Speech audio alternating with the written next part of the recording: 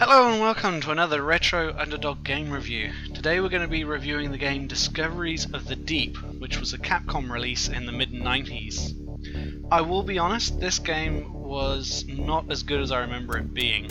I'd been looking forward to playing this game again for a long time, but it really doesn't live up to my memories of it. The basic concept of the game is you start here in the Oceanographic Institute, you choose a mission, you take a boat out to the coordinates of that mission, and then launch a mini-sub to perform the mission. So if we have a look through a couple of these folders, you can see it gives you a bit of a story and some coordinates to go out to. One of the problems of this game is the custom cursors do make it very difficult to activate whatever control you need to activate, because it's hard to tell where the hotspot of the cursor is. So in this particular mission we have to go out and look at a nuclear waste dump site and take some samples of some leaking barrels. And again, trying to click the accept button is not the easiest thing. Once we've chosen the mission, we click on the window to head out to the boat.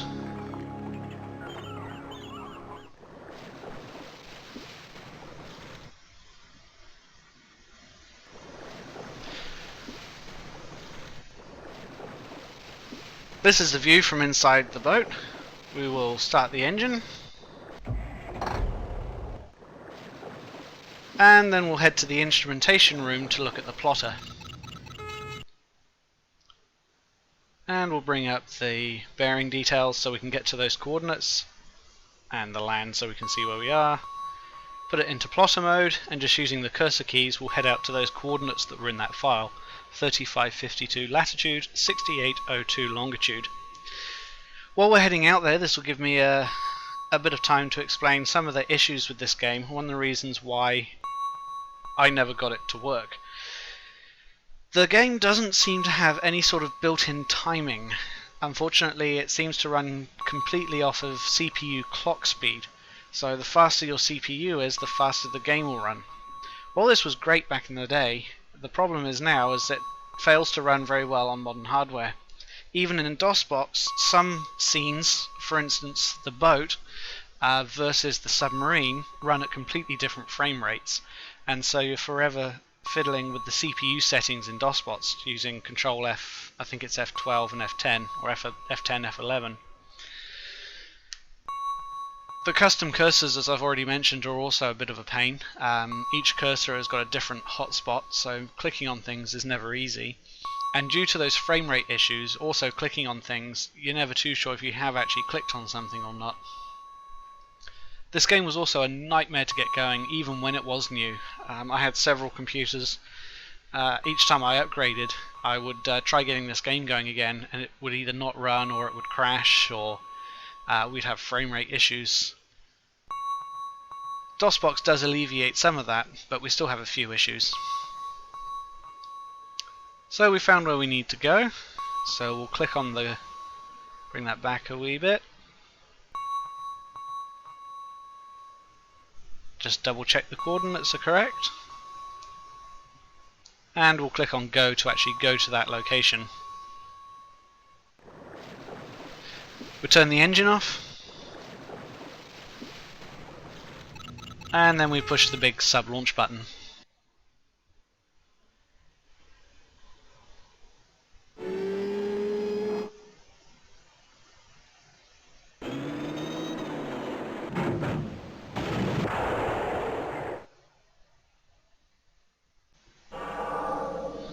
Now we're in the mini-sub, we will start our descent.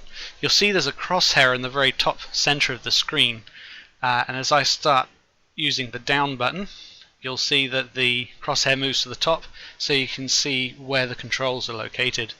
So basically, if that line that's just moved up to the top is at the top, we're diving. If it's at the bottom, we're surfacing. And the one that's still in the center, it will move to the left or right as we begin to steer left or right. We'll begin our descent. As you can see, the graphics are very, very basic, and once we pass 400 feet the lighting will change and the internal red lighting will light up. The other thing you will notice is the frame rate here is particularly bad, And this is the worst part of the game for frame rates. It wouldn't be so bad if it was even 1 frame a second, but because it's inconsistent, you'll get a bunch of frames and then a pause and another bunch of frames. It's really hard to control. Increasing DOSBox's CPU speed doesn't help either.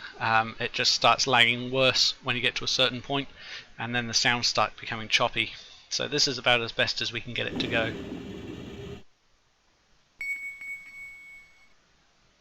This dive isn't too bad. We're already heading towards the bottom of the sea now.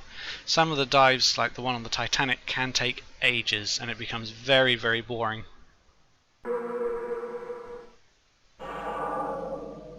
Once you get to a certain depth, there are no more fish.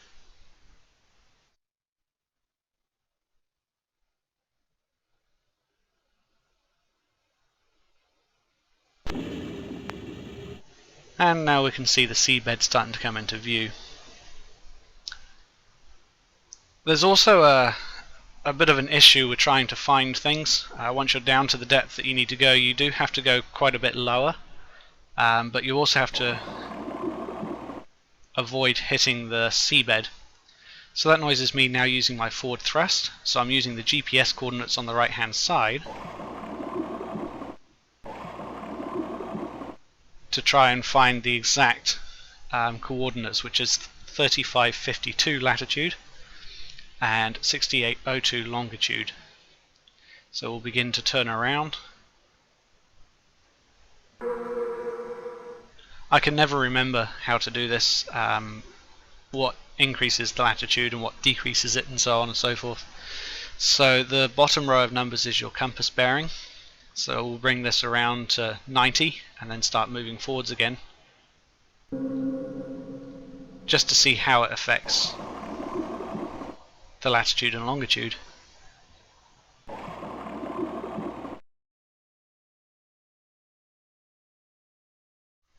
So I'm going to cut here, and then I will resume once I've got a little bit closer to the nuclear waste site, as trying to find these things does take a bit of effort, and it's a little bit boring for the people at home. So it's now 6 minutes later, and I finally found one of the nuclear waste barrels. So we're going to head up to it, and we're going to use our robotic arm to take a sample from the leaking area across here. You can see pressing A brings up the crosshair. We move around to get the crosshair on the leak. And we'll take a sample about here-ish.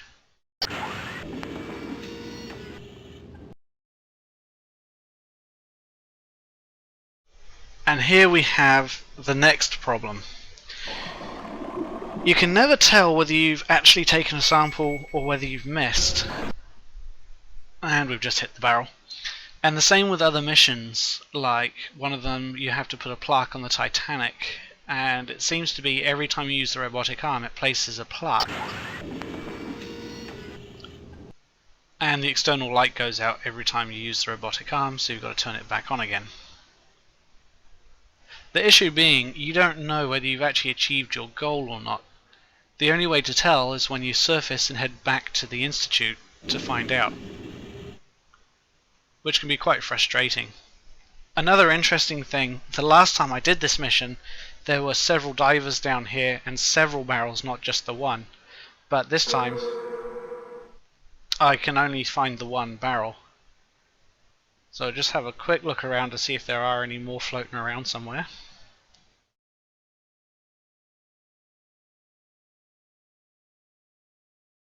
As you can see, we did have to go a little bit deeper than we were last time, so it's a wee bit darker outside than when we first descended.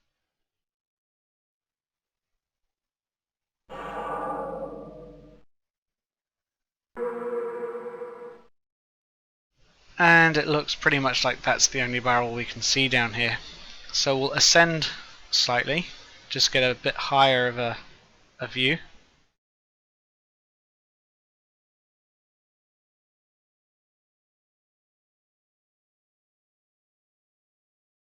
Some of the areas are very pretty under the water. Obviously the graphics aren't that much better, but there are some structures. One of the missions takes you to a underground city that looks a wee bit like Atlantis, and there's corals and reefs and various things that look quite pretty. And we're back to that single barrel again.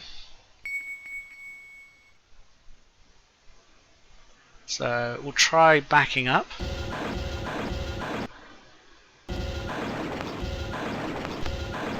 And it looks like we've scraped along the floor a little bit, so we've just gone up a wee bit. And we'll have one final spin around just in case we can see any more barrels in the distance.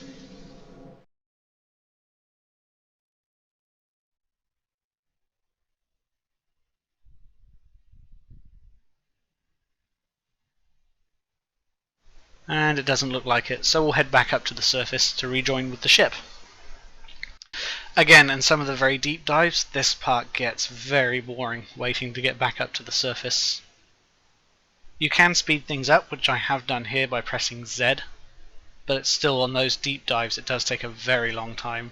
The Titanic's over 7,000 feet deep.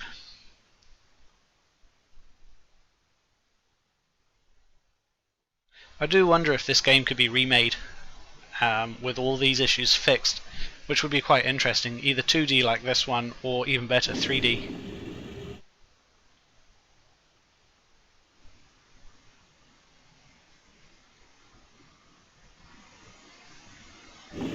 And as we pass the 400 feet mark, the lighting will change back.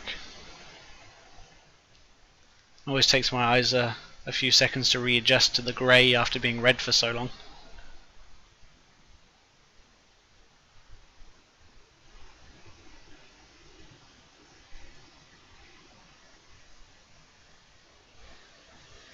And once we're at the surface, we can reattach by pressing the C key.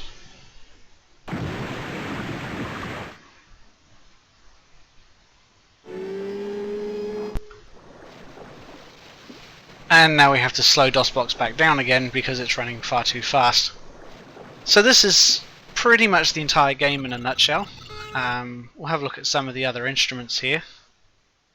This one will show you the depth.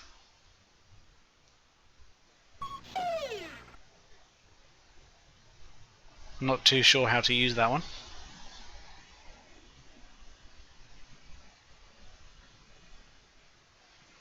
This is the radio, and this will also tell you if there's any warnings or alerts, like you're running out of fresh water. On some of the longer trips, you do have to stop at ports to refuel and refresh the water supply. This one highlights but doesn't do anything. And this is our radar and sonar. I'm not too sure how to use these. Unfortunately, I don't have a manual.